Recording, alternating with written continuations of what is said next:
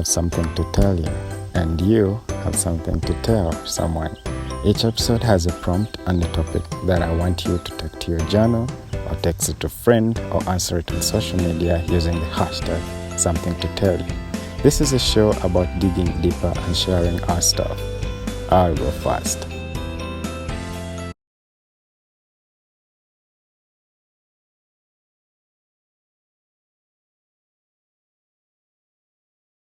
Boys might say I'm becoming a girl by speaking about keeping a journal because they are used to suppressing their feelings rather than talking about them.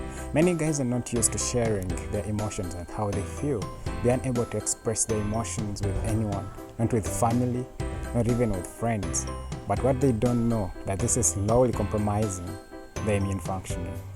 The biggest killer of boys aged between 15 and 29 is suicide. Part of the problem is that when they get depressed, they choose to conceal their feelings instead of seeking help. This is the reason why I'm speaking about keeping a daily journal and why everyone should do it, especially the boys. I'm sure we've all heard of such men as Winston Churchill, Bruce Lee, Thomas Jefferson, and Charles Darwin. These men couldn't be any more different, yet they had one thing in common. They all had the comfort and the strength to write down their thoughts. This doesn't make you any less of a man when you as a boy chooses to write down your emotions and stories. It doesn't make you look any kind of weak. Actually, it makes you better able to explain and really understand the kind of person you really are. Journaling will improve your health. Writing about your traumatic and stressful events and your deepest emotions and feelings will boost your physical and emotional well-being.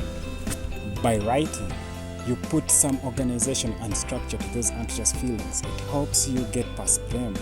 Especially as boys, we tend to keep a lot of emotions bottled up inside of us. But by writing down in your journal, you create a safe place where you can offload all these stressful events in order for you to feel okay. Journaling is for you if you prefer to keep things private.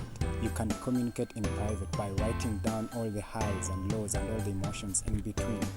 Journals are a safe space for you to offload without fear of being judged. Journals can be used as an external drive.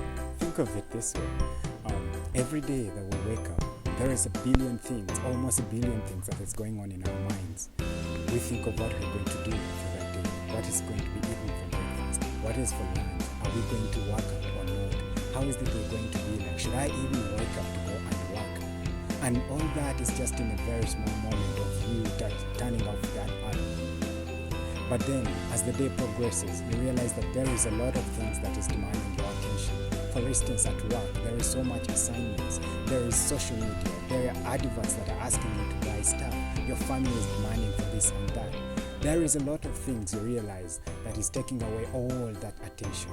And an idea that may have been propagated earlier on in the day gets lost in between. But when you create a journal, you create a space or a place where you can go and jot down every little detail, every little idea, every little thing that comes to your mind, and all the kind of reasons that can be used to propagate this idea and turn it into something good.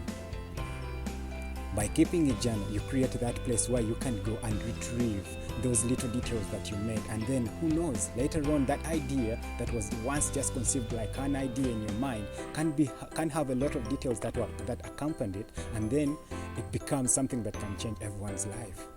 But only that happens by journaling. Because you have created that place where you go and retrieve it. It doesn't matter how long you take to retrieve it. It can be 2 years, it can be 2 days, it can be 2 weeks, it can be even 10 years.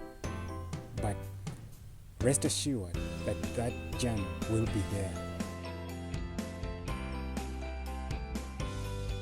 Now, there are various mediums one can use to start keeping a journal. I personally use most of them. For instance, you can use electronic means where you download an app and then you can write down your journal as long as you have an internet connection and power supply. An internet connection will basically help you to access your journal or the app on very many devices. And then power supply will help you to keep your device charged. I've also used the handwritten journal where I write down my journal using a pen and paper. I would personally recommend that because it doesn't require internet connection, it doesn't require power. Secondly, be consistent. Make it a priority. It's like an exercise. You have to do it regularly for it to have the great impact you want. You have to keep doing it. Keep it daily. Write something every day. The goal here is to make you as consistent as possible. Write down anything that comes to your mind. With writing a journal, there are no specific rules. Just write anything. Write what you want. Don't be mindful about correct sentence construction, grammar, language. Don't be mindful of that. The goal here is to have you pour out your heart. So write what you want. Write as you like. There are no rules. There are no exceptions. Lastly, of the things I have to tell you today, it's time to get started. Your task today is to start a journal. Pick a medium and begin. If you already have a journal but haven't written in it in a very long time, write an entry today. And if you're one of those consistent journalers out there like myself, kudos to you. Write an entry today and use it to give yourself a pat on the back. Keep up the good work.